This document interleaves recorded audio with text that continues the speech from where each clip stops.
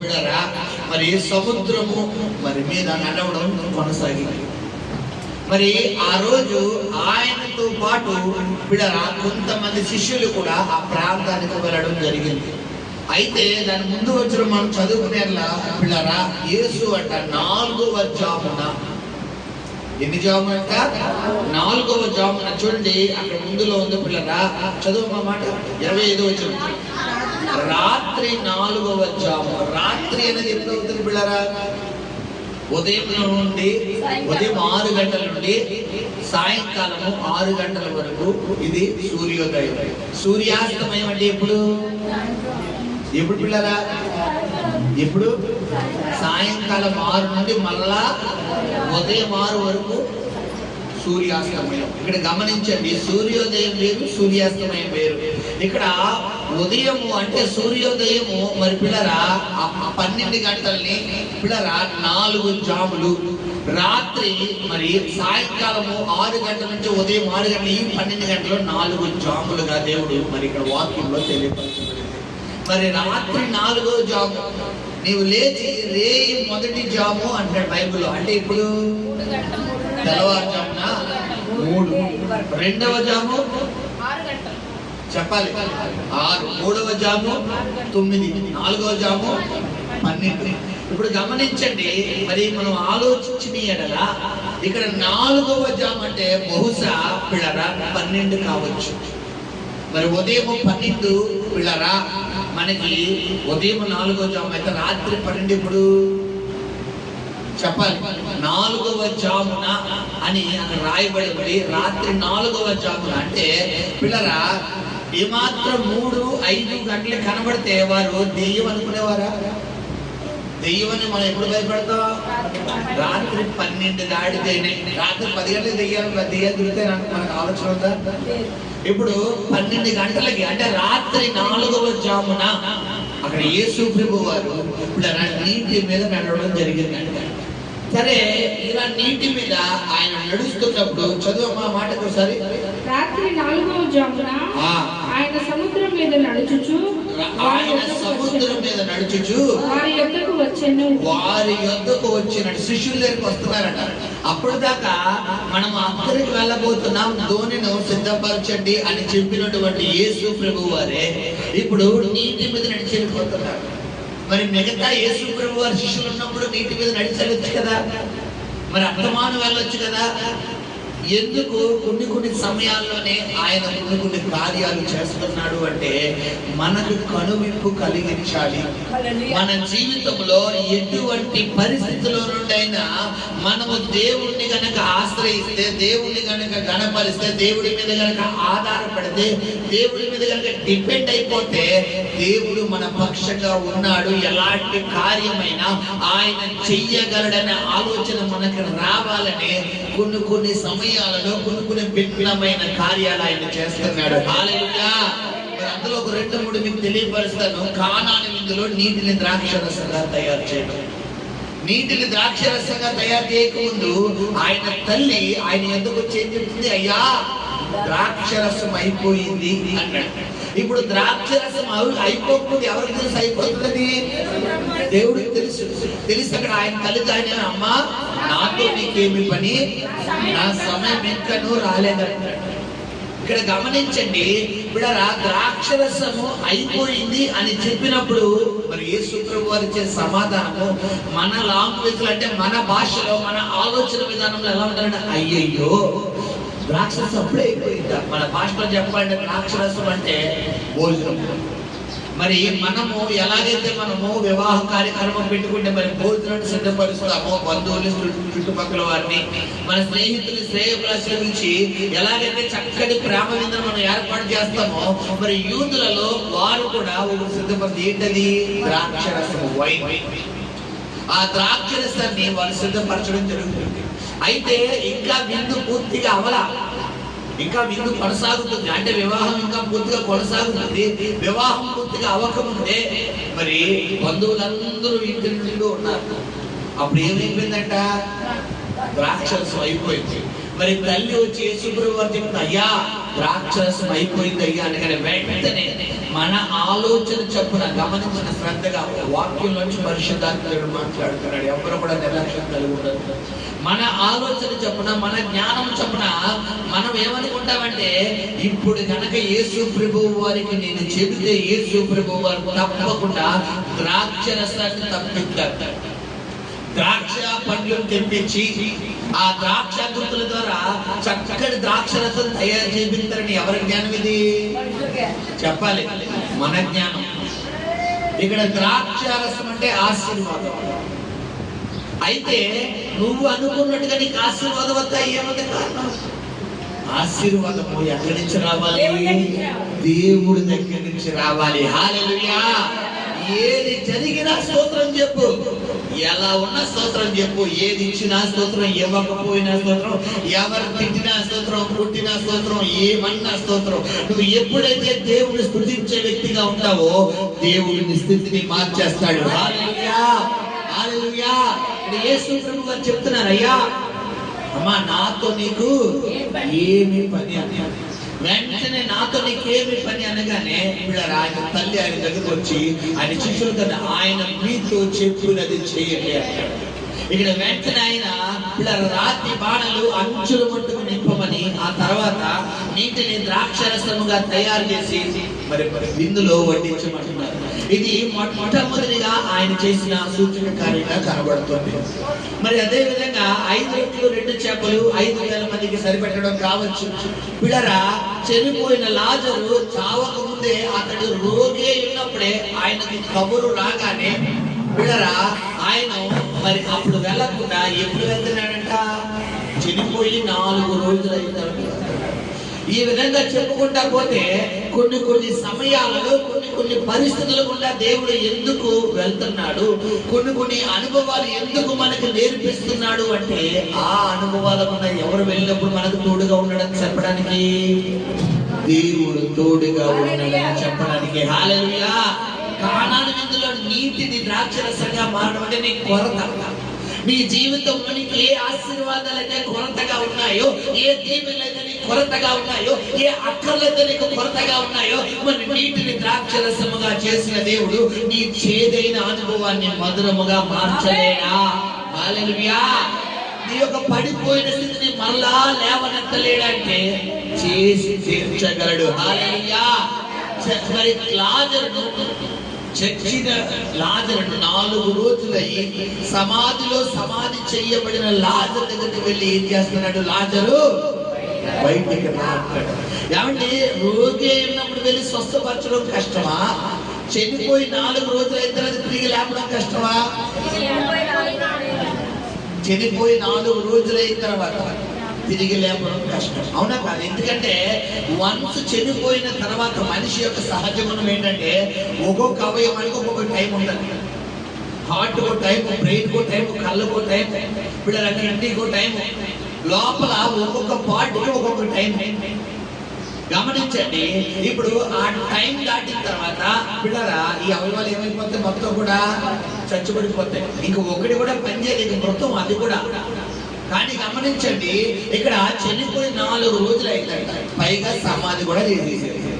గుళ్ళు కంపు కొడుతుంటే ఇప్పుడు యేసు ప్రభువు వారు పిల్లరా మన ఆలోచన చెప్పండి. ఇక్కడ కూడా మన ఆలోచన.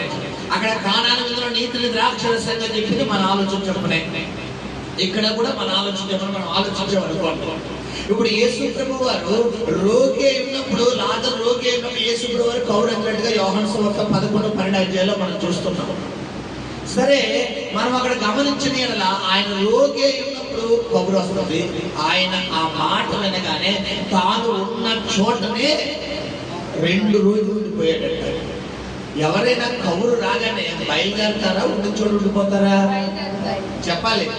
పోనీ ఏమన్నా అక్కడ సాధారణంగా ప్రేమిస్తున్నారా యేసు ప్రభు వారు ఆ కుటుంబాన్ని అంటే అత్యంతంగా ఆయన క్లియర్ కట్గా వచ్చాడు. సార్ యోహాను సువార్త దీని మాట తాను ప్రేమిస్తున్న యోహాను సువార్త 11-2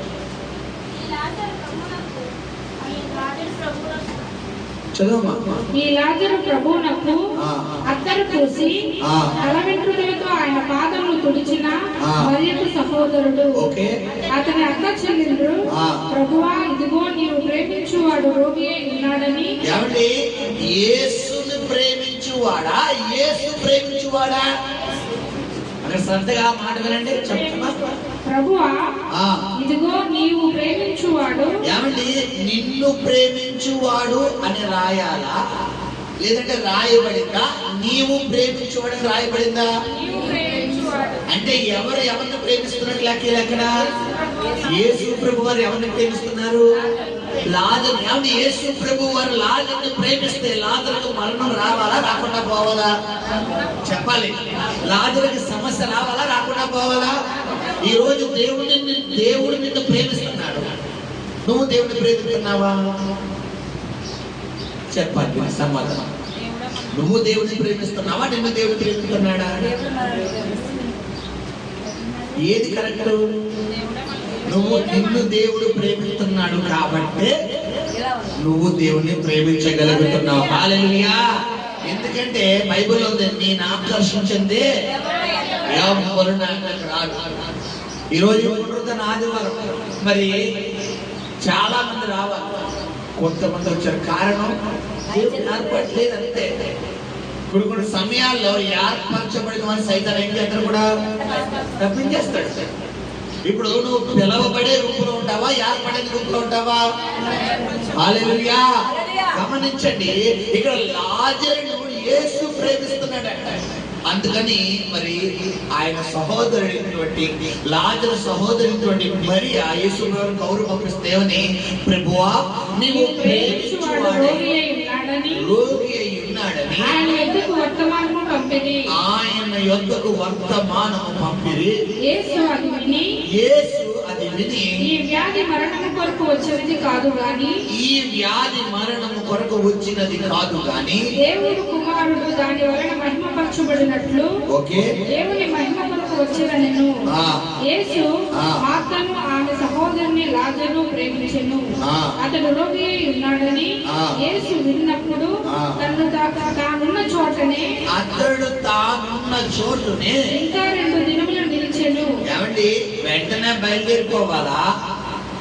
యేసు ప్రభు వారు లాజరును ప్రేమిస్తున్నాడా, లాజరు యేసు ప్రభు వారిని ప్రేమిస్తున్నాడా? మరి యేసు ప్రభు వారే లాజరుని ప్రేమిస్తున్నాడు. అయ్యో బాబు, అవునా? ఇప్పుడు మనము మన బిడ్డలను ప్రేమిస్తుంటాం. మన బిడ్డలకి స్కూల్లో కనుక ఏమన్నా వాంతింగ్స్ అవుతున్న ఫోన్ కాల్ వచ్చిందనుకోండి, ఆడికి అలాగే అవుతాయిలేండి, ఆ కడిగేసి ఆయుధాన్ని కడిగించేసి ఆడ బట్టలు ఏమన్నా వేసేయండి, లేకపోతే అలా పడుకోమంటే నేను సాయంత్రం తీసుకెళ్తామా, లేదా ఉన్న బలంగా బయలుదేరిపోతామా? మీ బాబుకి ఆడుకుంటూ ప్లే గ్రౌండ్ లో పడిపోయాడమ్మా, దెబ్బకి ఆయుధ తగిలింది, ఇప్పుడు హాస్పిటల్ తీసుకొచ్చుంటే అయ్యి బాబు, వెంటనే ముందు ఎవరికి వెళ్ళిపోతే ఫోను శ్రీవారికి వెళ్ళిపోద్ది. ఎక్కడున్నావు? ఆడు పడిపోయాడంట. గబ్బ గబ్బ అన్ని పొందుతారు. ఏంటి చిన్న దెబ్బ తగిలితే.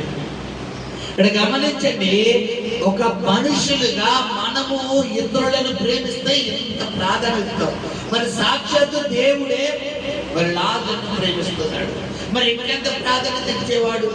మరి అయినప్పటికీ అక్కడ ఏంటంట, తాను రోగి అయి ఉన్నాడని తెలిసి కూడా 2 రోజులు ఆలస్యం చేశాడంట. కారణం నీ జీవితంలో దేవుడు ఏదో మేలు చెయ్యబోతున్నాడు. హల్లెలూయా, హల్లెలూయా. ఆయన చెప్తున్నాడు అక్కడ, ఇది మరణం కొరకు వచ్చింది కాదు, దేవుని కుమారుడు మహిమ పొందడం కోసం వచ్చింది. హల్లెలూయా. ఈ రోజు నీ జీవితంలో ఒక శ్రమను ప్రవేశపెట్టాడు, ఒక శోధన ప్రవేశపెట్టాడు, ఒక నిందను ప్రవేశపెట్టాడు, ఒక పోరాటాన్ని ప్రవేశపెట్టాడు, ఒక కష్టాన్ని ప్రవేశపెట్టాడు, ఒక ఆర్థిక పరిస్థితిని ప్రవేశపెట్టాడు. అంటే నువ్వు ఏమని గ్రహించాలి అంటే, నాకెందుకు ఇది ఇచ్చావని అడగకూడదు, నన్ను ఎందుకు ఈ శోధన నడిపిస్తూ అడగకూడదు, నాకు ఎందుకు ఈ పరిస్థితి ఇచ్చావని అడగకూడదు. తండ్రి, తట్టుకునే శక్తిని నాకు ఇవ్వయ్యా, ఎదురాడే శక్తి, పోరాడే శక్తిని నాకు ఇవ్వయ్యా. ఎందుకంటే నాతో నేను గమ్యానికి చేర్చే దేవుడు నువ్వేనయ్యా. హల్లెలూయా, హల్లెలూయా. ఎప్పుడైతే యేసు తానున్న చోటున 2 రోజులు నిలిచారు, నిలిచిన తర్వాత ఇప్పుడు గమనించండి, కొన్ని సమయాలలో మనతో ఉన్నవారే మనం విశ్వాసం కలిగి ఉంటే మన విశ్వాసాన్ని ఏం చేస్తారంటే బలహీనపరిచేస్తారు. ఇక్కడ యేసు ఎక్కడుంటే అక్కడ బిడరా ఆయన శిష్యులు కూడా ఉండకూడదు. అయితే గమనించండి, ఆయన శిష్యులలో ఒక్కొక్కరికి ఒక్కొక్క ప్రాధాన్యత ఉంది. పేతురు గారి గురించి చెప్పగానే వంకే పేతురని, అబద్ధమాడే పేతురని, దుడుకు పేతురని, తొందరపాటి పేతురని మనం చెప్పగలం. ఇస్కరియోతు యూదా గురించి చెప్పగానే దొంగతనం చేసే పేతురని, బిడరా యేసు ప్రభువు వారిని అప్పగించే పేతురని మనం చెప్పగలం. మరి అదేవిధంగా తోమా గురించి చెబితే అనుమానం కలిగిన వ్యక్తి అని, ఏ దానికైనా అనుమానం ఎక్కువని, మరి పిల్లరా వ్యసనపడే వ్యక్తి అని మనం చెప్పగలం. యోహాను గురించి చెప్తే ఆయన రొమ్మున ఆనుమన శిష్యుడని, ఆయన వైపే ఎదుర్చు, ఆయన వైపే తన దృష్టిని మళ్లించిన శిష్యుడని చెప్పగలం. ఇలాగ 12 మంది గురించి 12 రకాలుగా రాయబడింది. అయితే ఇక్కడ తోమా ఏమంటాడంటే, యేసు ప్రభు వారు తానున్న చోటునే 2 రోజులు ఉండి 4 రోజులు అయిన తర్వాత ఆయన సమాధి చేయబడిన తర్వాత ఆయన ఇప్పుడు వెళ్దాం అన్న తర్వాత మరి తోమా ఏమంటున్నాడంటే మనం చదువుకుందాము. చూడండి పిల్లరా, 11వ వచనం. ఆయన ఈ మాటలు చెప్పిన తరువాత ఓకే, మన స్నేహితుడైన లాజరు నిద్రించుచున్నాడు, అతని మేలు కొలుక వెళ్ళుచున్నానని వారితో చెప్పగా శిష్యులు, ప్రభువా అతడు నిద్రించిన ఎడల బాగుపడునని. యేసు అతని మరణమును గూర్చి ఆ మాట చెప్పెను గాని వారు ఆయన నెత్తిన విశ్రాంతిని గూర్చి చెప్పుననుకునేది. కావున యేసు లాజరు చనిపోయెను, మీరు నమ్మునట్లు నేనెక్కడ ఉండలేదని మీ నిమిత్తము సంతోషించుచున్నాను. అయినను అతని వద్దకు మనము వెళుదము రంగని స్పష్టముగా వారితో చెప్పాను. హల్లెలూయా. లాజరు గురించి యేసు ప్రభు వారు శిష్యులు మనం వెళ్ళాలి. రోగి అయినప్పుడు వెళ్ళాల్సినటువంటి ఈయన ఎప్పుడు వెళ్తున్నాడంట? చనిపోయి సమాధి చెయ్యబడిన తర్వాత వెళ్ళాలంటాడు. ఇటువంటి సమయంలో ఇప్పుడు 16వ వచనం చదువు. అందుకు దిదుమా అనబడిన తోమా ఆయనతో కూడా చనిపోవుటకు మనమును వెళ్ళుదమని తన తోటి శిష్యులతో చెప్పెను. సరే, ఏం మాట్లాడుతున్నాడు? యేసు ప్రభు వారు ఏమన్నాడు?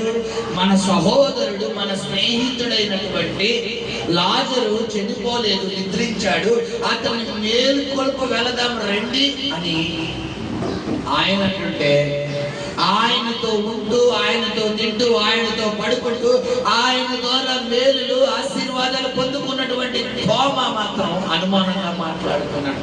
ఏమనంటే, ఏంటి అందుకు ఉండమ్మా, ఏంటి ఉండురా తల్లి, ఏంటి ఆయన లేపడానికి వెళ్ళాలా? ఆయన లేపడానికి వెళ్తామా?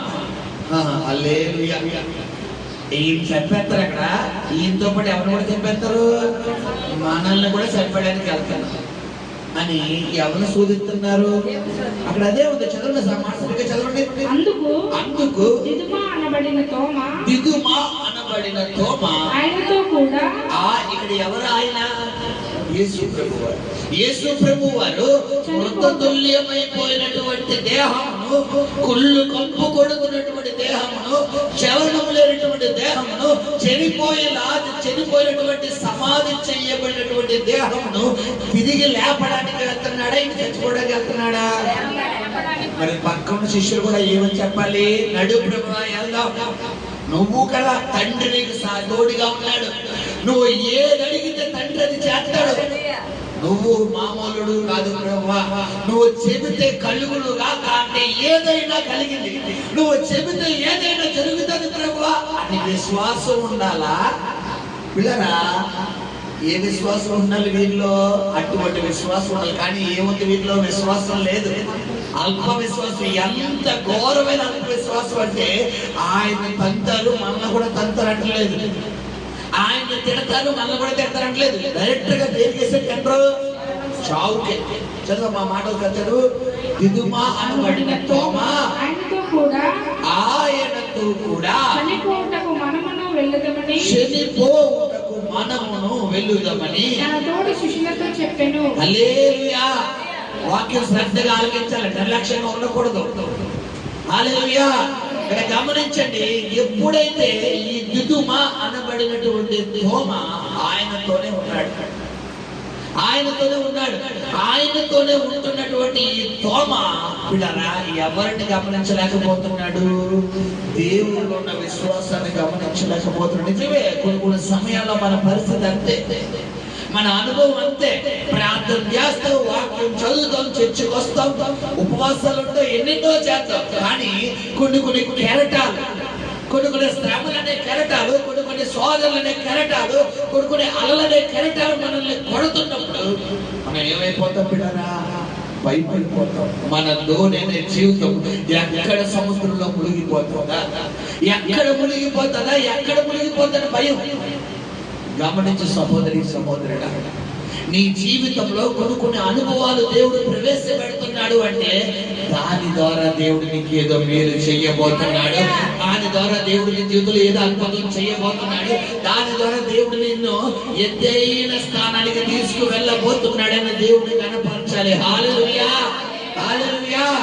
అంతేగాని నాకు వద్దు బాబు ఈ జీవితం, నాకు బతకాలని లేదు, నాకు ఈ జీవితం వద్దని ఎవరిని శోధించకూడదు. హల్లెలూయా. సాధారణంగా కొంతమంది పరిస్థితి, కొంతమంది వ్యక్తిగత జీవితం ఎలా ఉన్నాయంటే డబ్బు ఉంటే ఆశీర్వాదం, వారికి ఏది ఉంటే సంతోషం. 1 లక్ష రూపాయలు జేబులో పెట్టండి, వాళ్ళ మొక్కలు ఎలా ఉంటుందంటే 100 క్యాండిల్ బల్బులు దగ్గర మెరిసిపోతుంది. 1 లక్ష రూపాయలు కళ్ళ ముందు కనబడతాయి. 10 లక్షలు బ్యాంకులో వేయండి, అచ్చి బాబోయ్ ఇంకెళ్ళి పట్టుకోలేదు.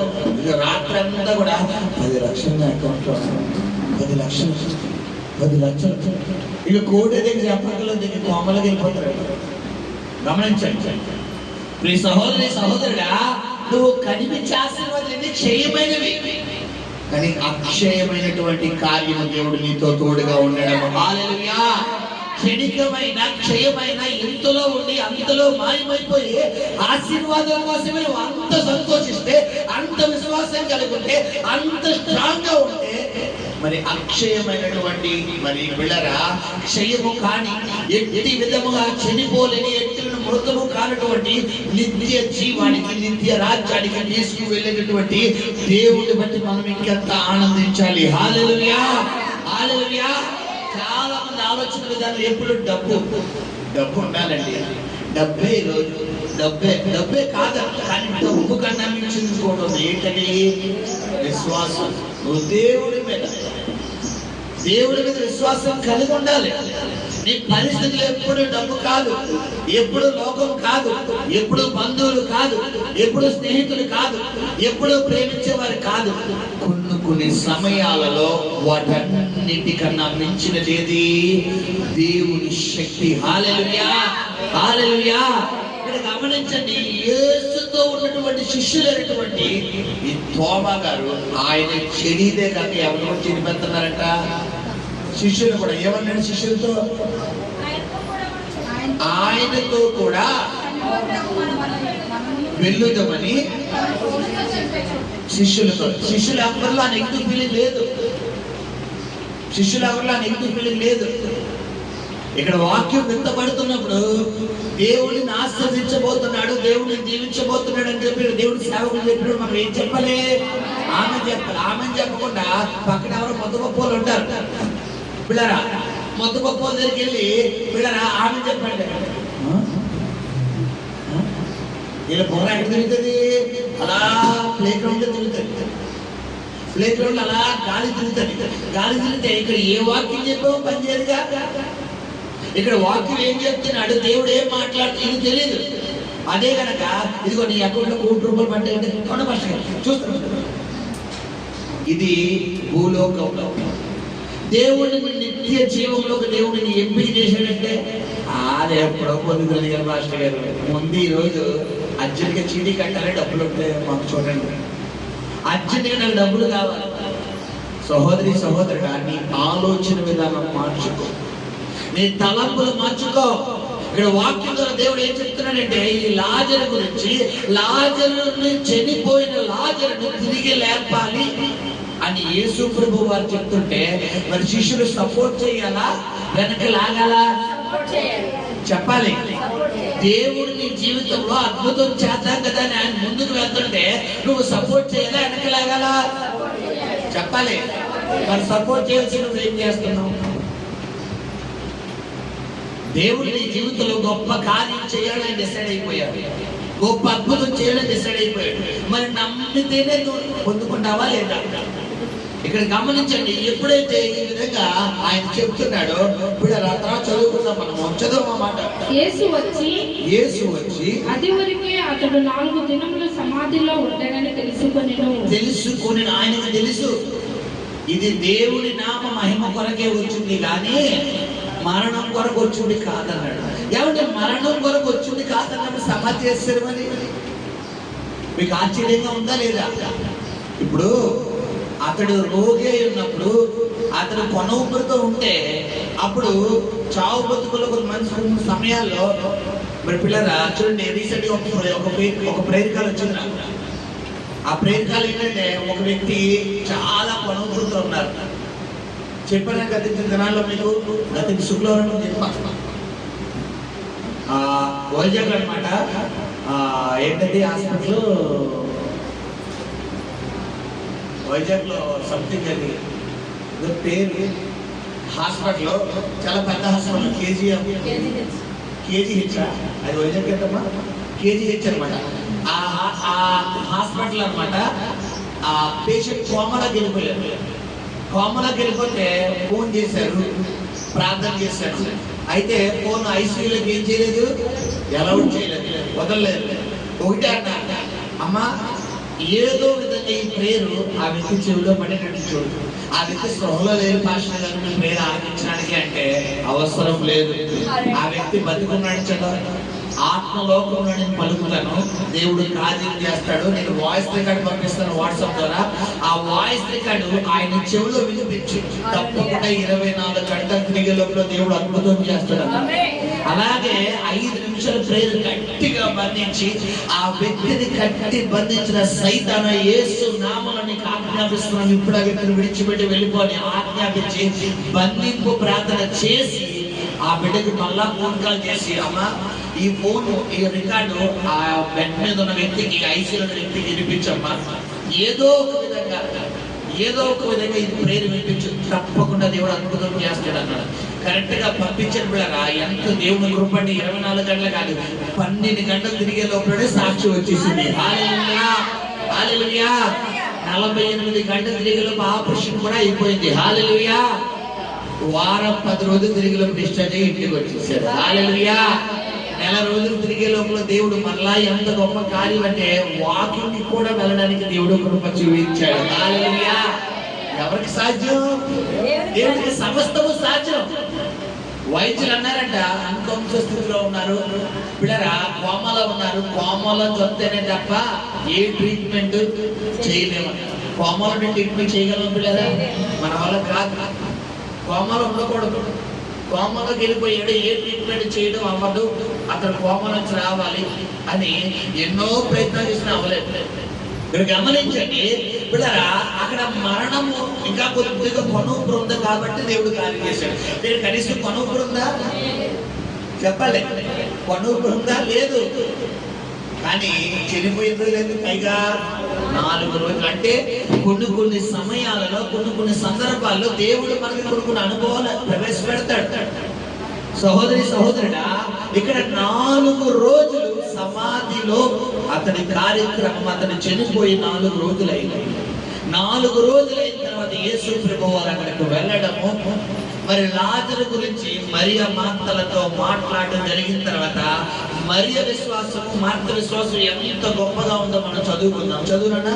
మార్త యేసుతో, ప్రభువా నీవు ఇక్కడ ఉండిన ఎడల నా సహోదరుడు చావకుండును.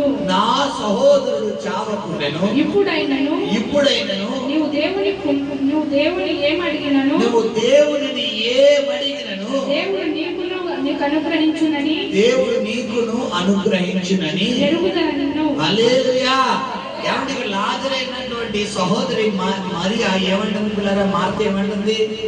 ప్రభువా నీవు ఇక్కడ లేవు కాబట్టి నా సహోదరుడు చనిపోయాడు, నువ్వు ఇక్కడ ఉంటే చనిపోకపోదు. అయినను ఏమైంది? నువ్వు తండ్రిని ఏది అడిగితే తండ్రి అది చేస్తాడు. ఇది విశ్వాసం ఎలా ఉండాలి. నిజమే ప్రభా, ఇప్పుడు నేను అప్పులనే ఇరుక్కుపోయాను, ఇప్పుడు నా కుటుంబం శ్లోకంలో ఉంది, ఇప్పుడు నా భర్త మారలేదు, నా భార్య మారలేదు, నా బిడ్డలు మారలేదు, నా పరిస్థితి మారలేదు, నా గర్భం లేదు, నాకు వివాహం లేదు, నాకు అది లేదు, ఇది లేదు. నిజమే, నా పరిస్థితి తెలుసు. కానీ కార్యం చెయ్యడానికి నువ్వు సామర్థ్యుడవయ్యా, నువ్వు జరిపించడానికి సామర్థ్యుడవయ్యా, నువ్వు ఎలాగైనా జరిపించగలవయ్యా అన్న విశ్వాసం ఎవరిలో ఉండాలి? మనలో ఉండాలి. ఇక్కడ ఎప్పుడైతే ఆ మాట చెప్తున్నారో యేసు ప్రభువు ఆ మాటకి ఏమంటున్నారు? యేసు ప్రభువు ఆ మాటకి ఏమంటున్నారు? యేసు నీ సహోదరుడు మరలా లేచునని. హల్లెలూయా. ఇప్పుడు ఆమె మాటకి సమాధానం వచ్చేసిందా లేదా? ఆమెకి ఏది కావాలి? చనిపోయిన తన సహోదరుడు తిరిగి లేపబడ్డాడు. అయితే విషయం ఏంటంటే ఇప్పుడు ఈమె ఏ విధంగా చెప్తుందంటే ఆయన రెండవ రాకడలో పునరుద్ధానం గురించి చెప్తుంది. కానీ యేసు పునరుద్ధానం కోసం మాట్లాడడం లేదు. స్పాట్ లో కార్యం చేయబోతున్నాడు, స్పాట్ లో అద్భుతం చేయబోతున్నాడు. ఎప్పుడో వచ్చే ఆశీర్వాదం కాదమ్మా బిడ్డ. నువ్వు నమ్మితే ఈ రోజే దేవుడు నీతో పాటు రాబోతున్నాడు. ఈ రోజే నువ్వు కార్యం పొందుకుని వెళ్ళబోతున్నావు. ఈ రోజే దేవుడు మహిమ పొందుకుని వెళ్ళబోతున్నావు. ఈ రోజే ఆయన సన్నిధి నీతో పాటు నీ గృహానికి రాబోతుంది. ఈ రోజే దురాత్మ శక్తులనే తండ్రి తరిమైపోతున్నాడు. ఏదైతే నీ కుటుంబాన్ని కట్టి బంధించిందో, ఏదైతే నీ జీవితాన్ని కట్టి బంధించిందో, ఏ సోదరు అయితే నిన్ను నీ కుటుంబాన్ని చంద్రవందనం చేస్తుందో, ఏదైతే నువ్వు లేకుండా నీ జీవితం లేకుండా నీ బిడ్డలు లేకుండా నీ కుటుంబం లేకుండా చేయాలనుకుంటో, నువ్వు గనక నమ్మితే ఈ రాత్రి కాలం, ఈ మధ్యాహ్న కాలం నా యేసు నీతో పాటు రాబోతున్నాడు. నీ గృహంలో అడుగు పెట్టబోతున్నాడు, నీ కుటుంబంలో అడుగు పెట్టబోతున్నాడు, నీ జీవితంలో అడుగు పెట్టబోతున్నాడు. మూసి ఉన్న తలుపులు మూయగానే వారు మధ్యన ప్రత్యక్షమై నీకు షాలోమ్ అని చెప్పిన దేవుడు ఈ రాత్రి మధ్యాహ్న కాలంలో నువ్వు గనక నమ్మితే నీ జీవితంలో ఆయన అడుగు పెట్టబోతున్నాడు. నీ మారా వంటి జీవితంలో మృతతుల్యమైపోయినటువంటి లాజరు సమాధిలో అడుగు పెట్టిన దేవుడు ఈ రోజు కనుక నువ్వు అవకాశం ఇస్తే నీ జీవితంలో కూడా అడుగు పెట్టబోతున్నాడు. మరలా నిన్ను తిరిగి లేపబోతున్నాడు. హల్లెలూయా, హల్లెలూయా. గమనించండి, ఎప్పుడైతే ఈ యొక్క మార్త అంటున్నాయా, నువ్వు తండ్రిని ఏది అడిగినా నువ్వు తండ్రి చేస్తాడయ్యా అంటాడు. అయితే ఇవి ఏ విశ్వాసంతో చెప్తుందంటే పునరుద్ధానం. పునర్జీవం వేరు, పునర్జన్మ వేరు, పునరుద్ధరణ వేరు. పునరుద్ధరణ అంటే మరణించి తిరిగి లేపబడి పిల్లరా మరి మరలా మరణం లేకపోవడం. పునర్జీవము అంటే మరణించి తిరిగి లేపబడి మరలా మరణించడం. పునర్జన్మ అనేది లేదు. అది శాస్త్రాల్లో మనము లిఖితమైంది. పూర్వజన్మలో కుక్కనే పుట్టేనేమో, వచ్చే జన్మలో మనిషినే పుట్టాలి. వచ్చే జన్మలో నేను మొగల్లో పుట్టకూడదు, ఆడదాల్లో పుట్టాలి. వచ్చే జన్మలో నేను ఆడల్లో పుట్టాలి. వచ్చే జన్మలో నువ్వు కూడా నాకు భార్యగా రా, నువ్వు కూడా నాకు భర్తగానే రా, నువ్వు కూడా నాకు బిడ్డలాగే పుట్టు. ఇలాగా డైలాగ్ పోతుంది చాలా మంది. ఇక్కడ గమనించండి పిల్లరా. సో ఎప్పుడైతే ఇక్కడ పునర్జన్మ లేదు, పునర్జీవం, లాజరు పునరుద్ధరణ పొందలేదు. ఇప్పుడు దాకా పునరుద్ధరణ పొందింది ఎవరంటే ఒక్క యేసు ప్రభువు మాత్రమే. ఎవరు కాదు, ఇంకెవరో పునరుద్ధరణ పొందలేదు. పునర్జీవం వేరు, పునర్జీవం. ఇప్పుడు లాజరు పునరుద్ధరణ కోసం మాట్లాడుతుంది తల్లి. పునరుద్ధరణ గురించి మాట్లాడుతూ చెప్తుంది అక్కడ ఆ మాట. ఏంటి ఆ మాట చదువునా? ఆ మాట ఆయన యేసుతో, ప్రభువా మార్త ఆయనతో అంత్య దినమున పునరుద్ధానమందు లేచునని. ఈయనేమంటుందంటే ఇవి అంటే రెండవ రాకడలో నువ్వు మహిమ దేహంతో లేపుతావు కదా ప్రభువా, అప్పుడు నా తమ్ముడు కూడా నువ్వు లేపెత్తావని నాకు నమ్మకం ఉంది. నేను ఫిక్స్ అయిపోయాను. వీసా పాస్పోర్ట్ అన్ని వచ్చేసినాయి. నువ్వు లేపెత్తావు నాకు నమ్మకం ఉంది ప్రభువా, ఎందుకంటే నువ్వు ప్రేమించే శిష్యుడు కదా అని ఎప్పుడో జరిగింది. ఆయన ఏమంటున్నాడు, మరి తల్లి ఎప్పుడు సంగతి వదిలే అమ్మా, ఆ చేస్తాను అది కన్ఫర్మ్. కానీ నువ్వు నమ్మితే ఈ రోజే అద్భుతం చేయబోతున్నాను. నువ్వు నమ్మితే ఈ రోజే నా కార్యం పొందుకోబోతున్నావు. నువ్వు నమ్మితే ఈ రోజే నీతో పాటు నేను రాబోతున్నాను. నువ్వు నమ్మితే ఈ రోజే నా మహిమ నీతో పాటు రాబోతున్నాను. హల్లెలూయా, హల్లెలూయా. తర్వాత ఇదే మాట పిల్లరా మరలా మరియ కూడా చెప్తుంది. మరియ కూడా ఇదే మాట అంటది. చదువమ్మా 31వ వచనం.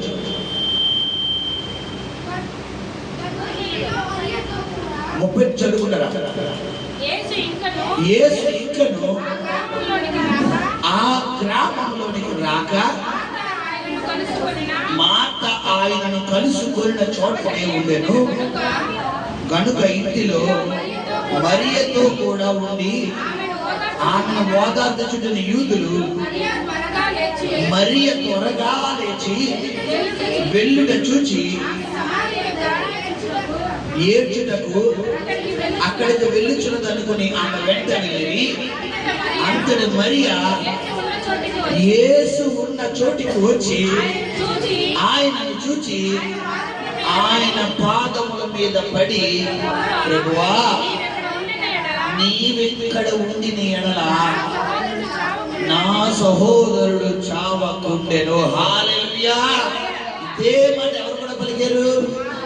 అక్కడ మార్త పలుకుతుంది, ఇక్కడ మరియా. ఏమండి ఇద్దరు ఒక చోట ఉన్నారా? ఈమెకి ఆయనకి ఎంత, ఈ మరియకి మాటకి ఎంత దూరం ఉందంట? యేసు వస్తున్నాడన్న కౌరు రాగానే మరి మాట వెళ్ళిపోయింది ముందు. అప్పుడు మరి అక్కడ ఉంటే ఇంట్లో కూర్చొని ఎడుగుతుంది. అసలు వీళ్ళకి వాళ్ళకి మాటల ట్రాన్సాక్షన్స్ ఉన్నాయా?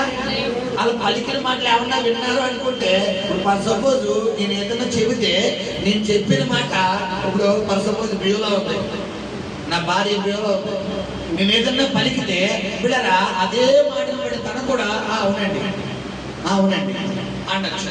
ఇప్పుడు అలా కాకుండా ఇక్కడ నేను ఏదైతే పలికానో తను వేరే స్థలంలో ఉందో మరి తనే అదే మాట పలికితే ఇది విశ్వాసమా కాదా? హల్లెలూయా హల్లెలూయా. ఇక్కడ అదే జరిగింది. మార్త ఏమంటుంది యేసు ప్రభువుతో, ప్రభువా నీవిక్కడ ఉండి నీ ఎడల నా సహోదరుడు చావకుండను. సేమ్ మాట అక్కడ మరి అంటుంది, ప్రభువా నీవు ఇక్కడ ఉండి నీ ఎడల. ఇక్కడ ఇద్దరిలో విశ్వాసం ఎలా ఉంది బిడ్డరా? టాప్ రేంజ్ లో ఉంది.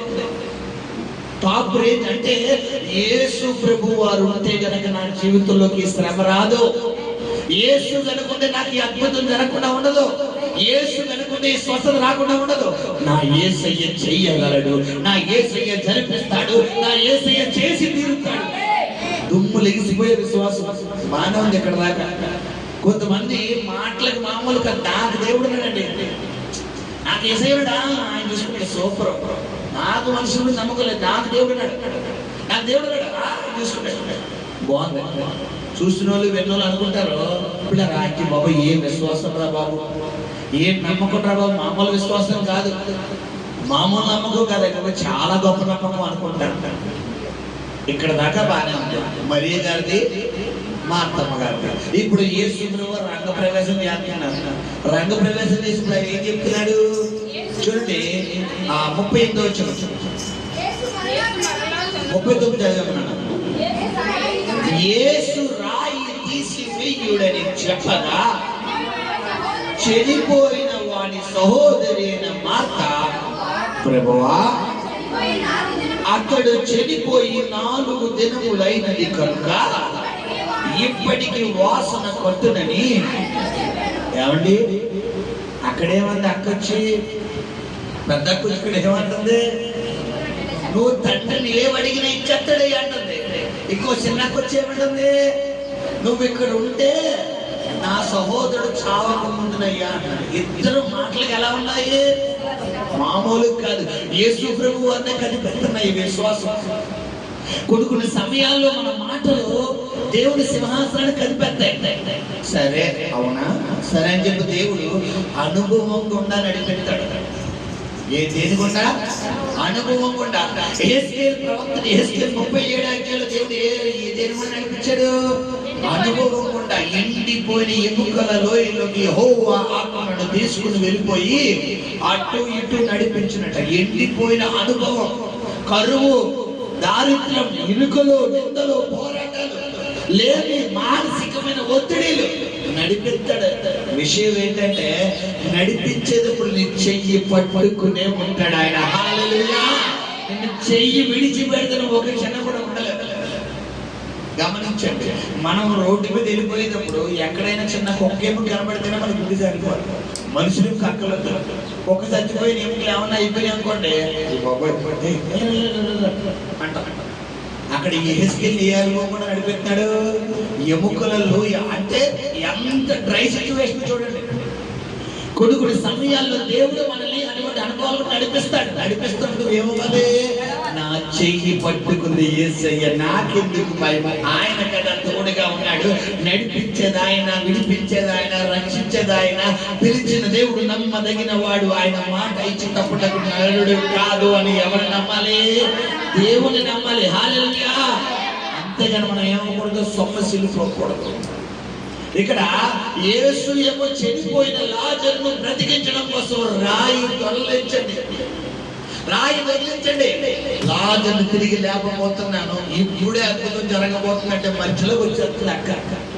ఇళ్ళకి వచ్చేస్తే ఈ మార్తకు మధ్యలోకి వచ్చేసి ప్రభు ఏంటి ప్రభు నువ్వు అది చచ్చిపోయాడు 4 రోజులు అయినాయి. ఆడి దేహం పడి ఏమైపోద్ది? వాసన కొట్టేసి మొత్తం పురుగులు వచ్చేస్తాయి. ఇప్పుడు ఎవరెంతో ప్రభావ మొత్తం జనాలందరూ కూడా స్మెల్ వచ్చేస్తారు అని ఎవరిని బలహీనపరిచేస్తుంది? యేసయ్యను బలహీనపరిచేస్తారు. గమనించి కొన్ని సమయాలలో కొన్ని అనుభవాల వల్ల నడిపిస్తున్నప్పుడు మన పరిస్థితి కూడా ఇది. అప్పులు తీర్చి దేవుడు నిన్ను ఎత్తైన స్థానంలో పెడతాడని దేవుడు మాట్లాడతాడు. మన మాట ఎలా ఉంటది? ఎత్తైన స్థానం సంగతి వద్దులే కానీ ప్రభా ముందు నాకు ఈ అప్పులు తీర్చి. దేవుడు నీకు డూప్లెక్స్ హౌస్ ఇవ్వబోతున్నాడు దేవుడు మాట్లాడాడు అనుకోండి, నాకు డూప్లెక్స్ హౌస్ వద్దు కానీ ప్రభా ముందు నాకు ఇంటి కొట్టుకోవడానికి డబ్బులు ఇవ్వి. ఇది ఎవరి విశ్వాసం? మన విశ్వాసం. ఆయనేమో నీకు వెళ్ళాల్సిందాం కదా అనుకుంటే నువ్వేమంటావు? నాకు జగనన్న వెళ్ళాల్సి కావాలంటారు. గమనించండి, నీ నమ్మిక చెప్పలే కలుగుతుంది. ఇప్పుడు వెంటనే యేసు ప్రభు వారికి ఏం కలుగుతున్నారంటే ఒకటే అంటాడు. ఏమంటాడు ఆయన? చదువునా? అందుకు యేసు నీవు నమ్మిన ఎడల దేవుడి మహిమను చూచు అని నేను నీతో చెప్పలేదా? హల్లెలూయా. నేను ప్రశ్న వేస్తున్నాడు దేవుడు ఇక్కడ మార్తకి. మార్త, నీకు చెప్పేది కదా, నువ్వు నమ్మితే ఈ రోజు నీ నా మహిమను చూడబోతున్నావు. నువ్వు గనక ఈ రోజు దేవుడు నాతో రాబోతున్నాడు, దేవుడు నా బంధకాలు తెంపేస్తున్నాడు, దేవుడు నా కళ్ళు తెంపేస్తాడు, 24 గంటలు తిరిగే లోపు నా కుటుంబంలో కార్యం జరగబోతుంది, అద్భుతం జరగబోతుంది, నేను వచ్చే ఆదివారం సాక్షిగా రాబోతున్నానని నువ్వు గనక నమ్మితే నా యేసయ్య రాయి మధ్యాహ్నం నీతో పాటు నీకు రాబోతున్నాడు. నీ జీవితంలో అడుగు పెట్టబోతున్నాడు. నీ దుఃఖ దినాలన్నీ సమాప్తం అవబోతున్నాయి. ఏదైతే ఛాలెంజ్ గా, ఏదైతే తుల్యమైపోయినటువంటి అనుభవం, ఏదైతే చచ్చిన లాజరు వల్ల నీ కుటుంబ పరిస్థితి, ఏదైతే ఎటు కదలిక లేకుండా, ఎటు చరణం లేకుండా పూర్తిగా మృత తుల్యమైపోయినటువంటి బలహీనమైపోయి గుండు కంపు కొడుతున్నటువంటి దేహం వల్ల చచ్చి పడిపోయిందో, నువ్వు గనక ఆజ్ఞాపిస్తే ఆ రాయిని తుల్లించే పని ఆయన చూసుకోబోతున్నాడు. ఆ చనిపోయిన లాజరుతో మాట్లాడే పని ఆయన చూసుకోబోతున్నాడు. హల్లెలూయా. ఎప్పుడైతే ఈ మాట యేసు ప్రభు వారు చెప్తున్నారో, మాట నువ్వు నమ్ము అంట, ఆమె వెంటనే సైలెంట్ అయిపోయింది. మనం కూడా ఏమైపోవాలి? కొన్ని సమయాల్లో సైలెంట్ అయిపోయి తప్పదు. సైలెంట్ అవ్వకుండా మనం వైలెంట్ అయ్యామనుకోండి, ఎవరికి నష్టం? మనకే నష్టం. కొన్ని సమయాల్లో మౌనమే మనకి మంచిది. కొన్ని అనుభవాలకు ఉన్నా, కొన్ని పరిస్థితులకు ఉన్నా, కొన్ని స్థితిగతులకు ఉన్నా, కొన్ని ఇబ్బందులకు ఉన్నా, కొన్ని ఇక్కట్లకు ఉన్నా, కొన్ని కరువులకు ఉన్నా, కొన్ని లేని అనుభవాలకు ఉన్నా, కొన్ని పిల్లరా కష్టాలకుండా దేవుడు నడిపిస్తూ మనం ఏమైపోవాలి? సైలెంట్ అయిపోవాలి. ఏంటి ప్రభు నాకు ఈ జీవితం? అడక్కో ఏది జరిగినా దేవుడికి స్తోత్రం. ఒకటైతే చెప్పగలను, ఆయనని చెయ్యి విడిచిపెట్టలేదు. ఆయనని చెయ్యి విడిచిపెట్టలేదు. నీ చెయ్యి విడిచిపెడితే ఈ రోజు వరకు నువ్వు సజీవంగా ఉండవు. హల్లెలూయా, హల్లెలూయా. యోబు గ్రంథం 1వ అధ్యాయంలో ఏమన్నా, నేను దిగంబరిగా ఈ లోకానికి వచ్చాను, యెహోవా ఇచ్చాను, యెహోవాకే మేలు కలుగును గాక. మేలు అనుకుంటాడు తప్ప తగవా అంటాడు. అవును కదా పిల్లరా? మనకి చక్కగా రోజు ఆదాయం వచ్చేస్తే చక్కగా ఇంట్లో బిర్యానీలు తిన్నప్పుడు దేవుడి స్తోత్రం, దేవుడి నా దేవుడు ఉన్నాడు, దేవుడు అండం. ఒక్క పూట జాబ్ లేక, వ్యాపారం లేక, ఉద్యోగం లేక, కట్టుకోవడానికి ఇంటది లేక, చేతో చిల్లి అవ్వలేనప్పుడు, గెంజినీళ్ళతో తాగుతున్నప్పుడు ఏం చేసేటట్టు దేవుడు నాకు ఏం జరిగింది అనడం కరెక్టా? చెప్పాలి. అంటే మేలు అనుభవించడానికే తప్ప తగమా అంటాడు యోబు. ఎక్కడైనా యోబు దేవుడు శోధించడానికి బైబిల్ నమ్ముతపడారా? చూడండి, యోబు గ్రంథం మొదటి అధ్యాయం చేయండి ఒకసారి. యోబుని దేవుడు ఎందుకు ఆ యొక్క శ్రమను అనుభవించాడు, ఎందుకు అనుమతించాడంటే, యోబు మొదటి అధ్యాయంలో యోబు ఆశీర్వాదాల గురించి గతించిన సార్ మీకు వివరించాను, మళ్ళీ జ్ఞాపకం రిపీట్ చేస్తాడు. మొదటి అధ్యాయంలో చూడండి, యోబు ఆశీర్వాదం చదువు ఒకసారి. అది ఎంత ఆశీర్వాదం ఉందో. అతడుకు 7 కుమారులను 3 కుమార్తెలను అతడు కలిగి ఉండి, అతడికి ఎన్ని సరిగ్గా అతనికి 7,000 గొర్రెలు, 3,000 ఒంటెలు, 500 జతల ఎడ్లు, 500 ఆడగాడిదలు, బహుమంది పనివారు కలిగి. ఇప్పుడు ఇది ఎప్పుడు శ్రమ రాకముందు ఇతని ఆస్తి. అయితే ఎప్పుడైతే శ్రమ వచ్చింది అంతా లాస్ అయిపోయింది. తన కుమారులు కోల్పోయాడు, కుమార్తెలు కోల్పోయాడు, తన కుటుంబాన్ని కోల్పోయాడు, తన ఆరోగ్యాన్ని కోల్పోయాడు, తన ఆస్తి పాస్తులు అన్ని కోల్పోయాడు, సర్వం మొత్తం కోల్పోయాడు. మొత్తం కోల్పోయిన తర్వాత అదే అధ్యాయంలో చూడండి 21వ వచనం చెప్తున్నాడు, నేను నా తల్లి గర్భములో నుండి దిగంబరిని వచ్చింది. ఏమంటే అవునా కాదా? తల్లి గర్భంలోని ఎవరన్నా భర్త చేయకుండా వస్తావా? భార్య చేయకుండా వస్తావా? చెప్పాలి. ఇప్పుడు అత్తమాన అంటారు కదా, నా భర్తే నా ప్రాణం, నా భార్యే నా ప్రాణం, నా తల్లే నా ప్రాణం, నా తండ్రే నా ప్రాణం, నా బిడ్డే నా ప్రాణం అంటావు కదా తల్లి. అత్తమానం అంటావు కదా అన్న. ఇప్పుడు గమనించండి, దిగంబరిగా పంపించాడే, ఏమన్నా రిలేషన్ పంపించాడా? దిగంబరిగా వస్తాడు. కొన్ని ఏమన్నా పట్టు వస్త్రాలు ఏమన్నా పంపిస్తాడా? బంగారు బస్సులు ఏమన్నా వేసి పంపిస్తాడా? పేదడు కదా అని చెప్పి పేదల ఇంట్లో బిడ్డరా మరి మాసిపోయిన వస్త్రాలు వేసి పంపిస్తాడా? ఎవరినైనా దేవుడు ఎలా పంపిస్తాడు ఈ లోకానికి? దిగంబరిగానే. హల్లెలూయా. మొట్టమొదటిగా దిగంబరిగా వచ్చింది, దిగంబరిగానే పోతుంది. యెహోవా ఇచ్చెను. ఓకే, యెహోవా నామమునకే స్తుతి కలుగును గాక. ఇది నీ జీవితంలో ఉండాలి. ఇది ఎప్పుడు పలుకుతున్న మాట అంటే అన్ని ఆశీర్వాదాలు ఉన్నప్పుడు కాదు. శ్రద్ధగా ఆలోచించు. తన ఆశీర్వాదాలన్నీ లాస్ అయిపోయాడు. ఎటు సమాధానం లేదు, పక్కన ఆరోగ్యం లేదు, సమాధానం లేదు, కట్టుకున్న భార్య భయంకరంగా దూషిస్తుంది. అలా చేసే బదులు దేవుని చూసి చచ్చిపోవచ్చు కదా, ఎందుకు అని చెప్పి చెప్తుంటే భార్యను కూడా ఒక మాట అంటలేదు. ఏమన్నాడు? మూర్ఖురాలు వలే అంటాడు తప్ప మూర్ఖురాలుగా మాట్లాడతాడు. అంటే భార్య కూడా ఏమంటలేదు, ఒక్క మాట అంటలేదు. మనకు బీపీ వచ్చిందంటే నర్వేసేస్తాం, ఇంకా మాట్లాడక్కర్లేదు. ఇంక స్త్రీ చేస్తారు ఇంట్లో భర్తలు, భార్య, పిల్లలు. ఇది పంచాంగాలు మామూలుగా రావు.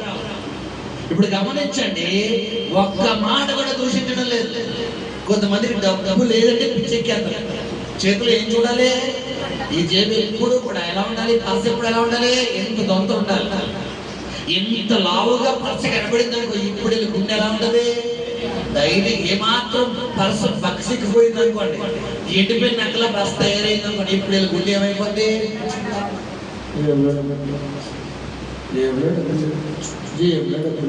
గమనించు, నీ డబ్బు మీద కాదు, దేవుడి మీద విశ్వాసం ఉంచి దేవుడు అద్భుతం చేయగలిగిన దేవుడు, శూన్యంలో వెలుగును కలగజేసిన దేవుడు, నిరాకారంగా ఉన్నటువంటి నీ జీవితాలు గొప్ప ఆకారంగా నడిపించే దేవుడు, మృత తుల్యమైన నీ జీవితంలో గొప్ప ఆశీర్వాదాలు ఇచ్చే దేవుడు. హల్లెలూయా. ఎప్పుడైతే యోబు జీవితంలో ఈ మొట్టమొదటిగా ఇతనికి ఇన్ని శ్రమలు వచ్చినా కూడా ఎవరిని దూషించలేదు. అందుకు గాను దేవుడు ఇచ్చిన బహుమానం యోబు గ్రంథం 42వ అధ్యాయం 12వ వచనం చదువుకున్నాము. యెహోవా యోబును మొదట ఆశీర్వదించిన దానికంటే మరి అధికముగా ఆశీర్వదించెను. ఏమండి, శ్రమ రాకముందు యోబుకి 8,000 గొర్రెలు ఉన్నాయని చదువుకున్నావు. 7,000 గొర్రెలు. శ్రమ వచ్చిన తర్వాత 8,000 గొర్రెలు. ఇప్పుడు 14,000 4,000 గొర్రెలు. ఏమంటే శ్రమ వచ్చిన తర్వాత మొత్తం గొర్రెలు చచ్చిపోయినాయి, మొత్తం గొర్రెలు పోయినాయి, మొత్తం నాశనం అయిపోయి. ఇప్పుడు మళ్ళా ఫస్ట్ నుంచి సంపాదించుకోవాలనుకుంటే ఒక 2,000, 3,000, 5,000 అవ్వాలి. కానీ ఎన్ని రెట్లు అయిపోయినాయి అంటే 7కి ఎన్నిక వెళ్ళిపోయాడు దేవుడు. హల్లెలూయా. నువ్వు గనక నమ్మితే దేవుడు ఇంకా 14 రకాల ఆశీర్వాదాలు ఇవ్వబోతున్నాడు, 2 రెట్లు దేవుని ఇవ్వబోతున్నాడు. హల్లెలూయా. ఇప్పుడు గతించిన సారి కంటే, గతించిన లెవెల కంటే, గతించిన ఆశీర్వాదం కంటే, గతించిన ఆరోగ్యం కంటే, గతించిన కుటుంబ నెమ్మది కంటే, గతించిన కుటుంబ ఆనందం కంటే, గతించిన కుటుంబంలో దీవెన కంటే 2 రెట్లు నా దేవుడు దేవుని ఇవ్వబోతున్నాడు, 2 రెట్ల ఆశీర్వాదం ఇవ్వబోతున్నాడు, 2 రెట్ల సమృద్ధిని ఇవ్వబోతున్నాడు. మొట్టమొదటిగా 14,000 గొర్రెలు అంట. రెండవది 8,000. ఏమంటే ముందు అక్కడ 8,000 వంటలు చదువుకున్నావు. శ్రమ వచ్చినంత వంటలు తెచ్చుకోవాలని జరగాల చెప్పాలి. మళ్ళా ఫస్ట్ నుంచి వంటలు పెంచుకుంటూ రావాలా. ఎన్ని కన్నా వంటలు అయిపోయినాయంట. యెహోవా ఆశీర్వాదము ఐశ్వర్యము నిచ్చెను. దేవుని ఆశీర్వాదం గనక నీ మీద ఉందంటే, దేవుని కృప గనక నీ మీద ఉందంటే, ఈ ఆశీర్వాదాన్ని ఆపడానికి ఎవడో సరిపోడు, ఎవడు కూడా సరిపోడు. ఒకవేళ ఎవడన్నా చేద్దామనుకున్నా దేవుడు ఆయనకి సపోర్ట్ గా చేసేస్తారు తప్ప ఎలా ఉంటది. బిలాము ఇశ్రాయేలు ప్రజల్ని శపిద్దాం కదా అనుకుని బిళ్ళరా మరి గమనించడం బాలాకు తీసుకొస్తున్నాడు. తీసుకొచ్చి రకరకాల పర్వతాలన్నీ ఎక్కించేస్తున్నాడు. సంఖ్యాకాండంలో మనం చూసుకుంటే తెలుస్తుంది. అక్కడ ఆ పర్వతాలన్నీ ఎక్కించి బిళ్ళరా అక్కడ ఏం జరుగుతుందంటే శపిద్దాం కదా అనుకుంటున్న సమయంలో బిలాము శాపాలన్నీ ఎలా మారిపోతున్నాయి చెప్పాలి. ఆశీర్వాదం. ఈ సమయంలో నువ్వు గనక దేవుడి మీద పూర్తిగా విశ్వాసం కలిగి ఉన్నావు, కొన్ని శాపాలు దేవుడు ఎలా మార్చేస్తాడు చెప్పాలి. శాపాలు ఆశీర్వాదాలు కావాలా, ఆశీర్వాదాలకే ఉండాలా చెప్పాలి. శాపాలు ఆశీర్వాదాలు కావాలి కదా. శాపాలు ఆశీర్వాదాలు కావాలంటే నువ్వు ఎలా ఉండాలి. ఎటువంటి పరిస్థితుల్లోనైనా నీ విశ్వాసాన్ని కోల్పోకు. అస్సలు కొంచెం కూడా నీ విశ్వాసం సన్నగిల్లకూడదు. 7,000 గొర్రెలు ఉన్నటువంటి యోబుకి శ్రమ వచ్చిన తర్వాత 14,000 గొర్రెలు ఇచ్చాడు. 3,000 ఒంటెలున్నటువంటి యోబుకి శ్రమ వచ్చిన తర్వాత 6,000 ఒంటెలు ఇచ్చాడు. తర్వాత ఏమంటే అంతకుముందు ఎన్నింటికంట శ్రమ రాకముందు 500 జంట ఎడ్లు, ఇప్పుడు 1000 జంటల ఎడ్లు. హల్లెలూయా. ఇవన్నీ మీకు వివరించి చెప్పడానికి కారణం ఏంటంటే, నీ జీవితంలో ఏదైతే కోల్పోయావో అది డబ్బా, ఐశ్వర్యమా, సమాధానమా, ఆరోగ్యమా, సంతోషమా, నెమ్మదా, ఎన్ని సంవత్సరాల నుంచి సాతాను గాడు నీ జీవితంలో నీ దగ్గర నుంచి దొంగలించాడు. నా దేవుడు ఈ మధ్యాహ్న కాలంలో నీతో ప్రవచన రీతిగా మాట్లాడుతున్న మాట ఏంటంటే, నువ్వు కనుక నమ్మితే రేపటి నుంచి ఆ కార్యాలు చూడబోతున్నావు, రేపటి నుండి ఆ దీవెన పొందుకోబోతున్నావు, రేపటి నుండి ఆశీర్వాదం ఇంట్లో వెలగబోతుంది, ఆ దీవెన వెలగబోతుంది. నువ్వు నమ్మితే ఆయన మహిమ చూడబోతున్నావు. నువ్వు నమ్మాలి. నువ్వు నమ్మకుండా పాస్టర్ గారు చెప్పారు కదా నాకు ఇంకా రాలేదంటే అవ్వదు. ఒక సహోదరికి తన భర్త గారి గురించి దేవుడు ఒక మాట మాట్లాడాడు. అమ్మ నీ భర్త దేవుడు 6 నెలలు తిరిగే లోపల మార్చబోతున్నాడు. అదే ప్రవచనము ఇంకొక సహోదరి, తన సహోదరి నాకు ఫోన్ చేసి ప్రార్థన చేయించిన ఆ సహోదరి తన ఫ్రెండ్ భర్తల గురించి కూడా మాట్లాడాడు. 2 భర్తలు ఒకటే. ఒక భర్త భయంకరమైన వ్యభిచారమైన బంధకాల్లో ఉంటే, ఇంకొక ఆమె భర్త భయంకరమైన త్రాగుడైన బంధకాల్లో ఉన్నాడు. వీరిద్దరూ ఈ 2 బంధకాలు ఇరుక్కుపోయారు. అయితే మొట్టమొదటి వ్యభిచారంలో ఉన్న బంధకాలు ఉన్న వ్యక్తి గురించి దేవుడు మాట్లాడు. 6 నెలలు తిరిగేలోపు దేవుడు కార్యం చేయబోతున్నాడు. ఈమె ఈ మాట పట్టుకుని తప్ప ప్రార్థన చేయడం మానేసింది. ప్రార్థన చేస్తానండి కానీ నాకు విశ్వాసం సరిపోవట్లేదు, చేస్తానండి నాకు ఎంతసేపు నా భర్త చేసిన స్థితిలే కనబడుతున్నాయండి అని ఈవిడ ప్రార్థనలోకి వెళ్ళిందంట. 5 నిమిషాలు చేసింది, 6 నిమిషం వచ్చేసరికి ఎవరు గుర్తుకొచ్చేసారు? భర్త చేసిన పనులన్నీ గుర్తుకొచ్చేసింది. ఇప్పుడు 2వ కుమార్తె ఉంది, 2వ సహోదరి. తన భర్త భయంకరమైన వ్యసనపరుడు, త్రాగుడు అనమాట. ఆ వ్యక్తి గురించి మరి దేవుడు మాట్లాడిన ఆ వ్యక్తి సేమ్ ప్రవచనం 6 నెలలు తిరిగేలోపు దేవుడు మార్చబోతున్నాడు అన్నమాట. అలాగే దేవుడు మాట్లాడడం జరిగింది. ఎంత గొప్ప దేవుడు అంటే, ఇప్పుడు పిల్లరా వేరే దేశానికి వెళ్ళడానికి వీసా, పాస్పోర్ట్ అన్ని రెడీ అయిపోయి, త్రాగుడు అన్ని బంద్ అయిపోయి, అన్ని మానేసి దేవుడు వేరే ప్రాంతానికి వెళ్ళని తీసుకు రెడీగా ఉంచాడు. హల్లెలూయా, హల్లెలూయా. నువ్వు నమ్మాలి. ఆ రెండవ కుమార్తె ఎవరైతే ఉన్నారో, ఫస్ట్ కుమార్తె ఎవరైతే ఉన్నారో సహోదరుతో దేవుడు మాట్లాడిన మాట ఇప్పటికీ నెరవేరలేదు. కారణం నమ్మలేదు. రీసెంట్ గా ఒక కుమార్తెతో దేవుడు మాట్లాడే కోవిడ్ పరిచయంలో ఒక అమ్మాయి సంధ్య అని ఒక సహోదరుడు మాట, తన భర్త మరి ఇదే బంధకాల్లో ఉన్నారు. ఇదే బంధకాల్లో ఉంటే తన భర్త గురించి దేవుడు మాట్లాడమ్మా మే నెల కల్లా దేవుడు కార్యం చేయబోతున్నాడు, ఆ బంధకానికి దేవుడు విడిపించబోతున్నాడు అని దేవుడు మాట్లాడాడు. మార్చి నెలలో, మార్చికి మేకి ఎన్ని రోజులు తేడా?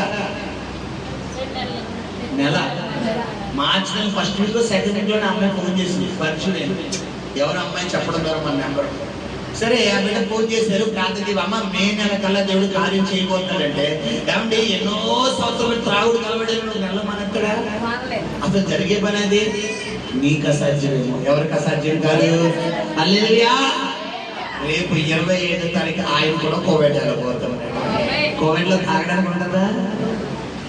వర్క్ చేసే వాళ్ళు తాగొచ్చా? ఒప్పుకుంటారా? హల్లెలూయా. దేవుడు తీసుకెళ్ళబోతున్నాడు. హల్లెలూయా. గమనించే సహోదరి సహోదరుడు, నీ జీవితంలో కొన్ని అనుభవాలు కూడా దేవుడు నిన్ను నడిపిస్తున్నాడంటే నువ్వు ఏమని ప్రశ్నించకూడదు. ఎందుకు నన్ను ఎలా నడిపిస్తామని అడగకూడదు. ఎందుకు నాకు ఈ జీవితం ఇచ్చామని అడగకూడదు. ఎందుకు నాకు ఈ పరిస్థితి ఇచ్చామని అడగకూడదు. నువ్వు ఒకవేళ అడిగితే నీ జీవితం ఆశీర్వాదాలు ఆగిపోతాయి.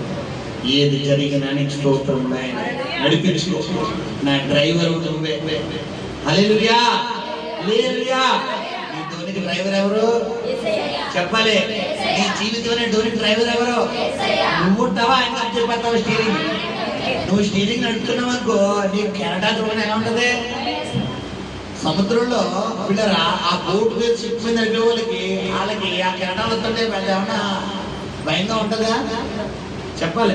ఆ చేపలు పట్టే వాళ్ళకి, ఆ బోట్ నడిపే వాళ్ళకి, ఆ షిప్ నడిపే వాళ్ళకి ఆ కెరటాలు వస్తుంటే ఏం చేస్తారు? కెరటాల మీద అలా ఎక్కి ఇలా తింటుంటారు. మనకు ఆ కెరట చూడక అనుకుంటే ఏమవుతుంది? అయిపోతుంది. మన సముద్రం రాకుండా ఎలా వెళ్ళొద్దు. ఆ ఒడ్డుని కెరటం ఇచ్చి పడతాయి సార్, పెద్ద అలచుకుంటున్నాకో ఇది మన స్వభావం. కానీ కొన్ని సమయాలలో దేవుడు నీ జీవితంలో కొన్ని కెరటాలు ఎలా శ్రమలనే కెరటాన్ని దేవుడు పర్మిషన్ ఇస్తున్నాడు అంటే రెండెంతల మేలు దేవుడు నీకు చేయబోతున్నాడు. ఈ కెరటాన్ని ప్రవేశపెట్టాడంటే ఇంకా శ్రేష్టమైన ఆశీర్వాదం ఇవ్వబోతున్నాడు, శ్రేష్టమైన దీవెన ఇవ్వబోతున్నాడు, ఏదో మేలు చేయబోతున్నాడు, ఏదో అద్భుతం చేయబోతున్నాడు. చాలయ్యా చాలు. నేను ఎన్ని కెరటాలు వస్తుంటే నీ ధోని ఏమవుతుందంట? అంత పైకి వెళ్ళబోతుంది. హల్లెలూయా. ముందుకు వెళ్ళును ఇనామా, ముందుకు వెళ్ళును, పైకి వెళ్ళును ఇనామా, పైకి వెళ్ళును, లొసుకు వెళ్ళును ఇనామా, లొసుకు వెళ్ళును, ప్రేమకు కేరులేను ఇనామా, ప్రేమకు కేరులేను, ఓరుగాలు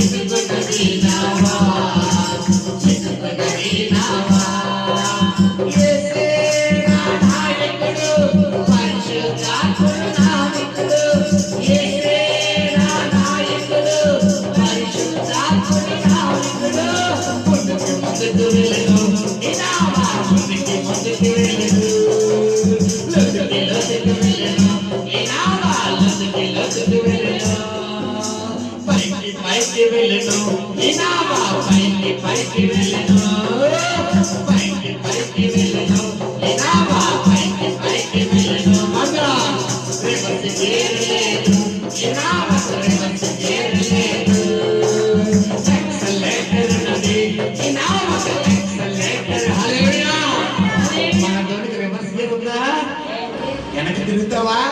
బాబాయ్ బాబు నాకు వద్దు బాబాయ్, మళ్ళీ అని వెళ్ళిపోతావా? అప్పుడు ఏ విషయం నువ్వు రివర్స్ గేర్.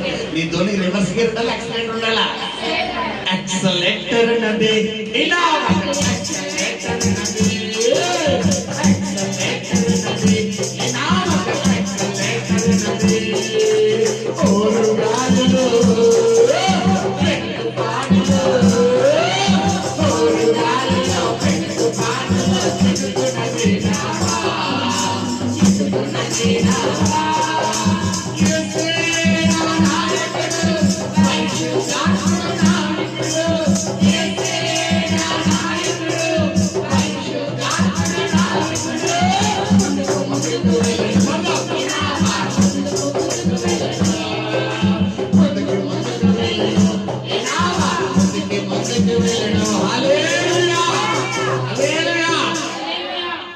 ధోనిని ముందుకు నడిపించే దేవుడు. కెరటాలు ఎన్ని కొట్టినా నీ ధోని అవుతుంది. ఆ కెరటాలు చేయాలి, నీకు సలాం కొట్టి వెళ్ళిపోవాలంతే. హల్లెలూయా. నీకు పాదాభివందనం చేసి వెళ్ళిపోవాలి. హల్లెలూయా. దానియేలుకి ఒక కెరటం వచ్చింది. ఏంటా కెరటం? సింహాల సలాం కొట్టి వెళ్ళిపోయిందా, దానియేలు తీసుకెళ్ళిపోయిందా? దావీదుకు ఒక కెరటం వచ్చింది. ఏంటా కెరటం? గొల్యాత్ సలాం కొట్టి వెళ్ళిపోయిందా, దావీదుని తీసుకెళ్ళిపోయిందా? షడ్రక్ బెత్తుకు ఒక కెరటాలు వచ్చింది. ఏంటా కెరటాలు? సలాం కొట్టి వెళ్ళిపోయినాయా, పాదాభివందనం చేసి వెళ్ళిపోయినా? హల్లెలూయా. నీకు కూడా కెరటాలు వస్తున్నాయి. నీకు సలాం కొట్టి పంపించబోతున్నాడు. నీకు సలాం కొట్టి పంపించబోతున్నాడు. అమ్మ బాబో, ఇక ఈ బిడ్డలతో మేము పెట్టుకోలేము, ఈ కుటుంబంతో పెట్టుకోలేము. మీరు విశ్వాసం మామూలు విశ్వాసం కాదు. మీరు దేవుడి మీద ఉంచిన నమ్మకం మామూలు నమ్మకం కాదు. నిజంగా మీతో దేవుడు ఉన్నాడు. నిజంగా మీరు పక్షంగా దేవుడు ఉన్నాడు. వీరి దేవుడే పూజారుడు, వీరి దేవుడే కొనియాడదగిన దేవుడని నెబుకద్నెజరు ఒక శాసనం పుట్టించాడు. ఇందు మూలంగా 50 మంది ప్రజలకు తెలియజేయమంది ఏమనగా, షడ్రక్ మేషక్ అబేద్నెగోల దేవుడే పూజారుడు. హల్లెలూయా. నీ బంధువులందరూ అనాలి, నీ పట్ల దేవుడు చేసిన కార్యాన్ని చూసి. అంతేగాని ఏమకూడదు, నువ్వు ప్రభులో కొంచెం ఏం జరిగింది, దేవుడు నమ్ముకున్నావు ఏం జరిగింది, వాళ్ళు ఏదో 100 మాటలు పడుతుంటే విశ్వాసం ఏమైపోకూడదు, సన్నపిల్లిపోకూడదు, రివర్స్ గా వేయకూడదు. ఏముండాలి దగ్గర? ఎక్సలెంట్ దూసుకెళ్ళిపో. వస్తాడు, ఆయన చూసుకుంటాడు. ఒక రోజు రాబోతుంది, నేను ఎత్తైన స్థానంలో తీసుకెళ్ళబోతున్నాడు. ఆ గాలిని గద్దించబోతున్నాడు, ఆ సముద్రాన్ని గద్దించబోతున్నాడు, ఆ కెరటాన్ని గద్దించబోతున్నాడు, ఆ శ్రమను అనగదొక్కబోతున్నాడు. నిన్ను చూస్తుండగానే వారి పరిస్థితి అలా అనిగిపోతుంది. నీ ధోని మాత్రం అలా పైకెళ్ళి ఆరారొద్దు కొండ పైన నిలబడబోతుంది. ఎత్తైన స్థలంలో నిలబడబోతుంది.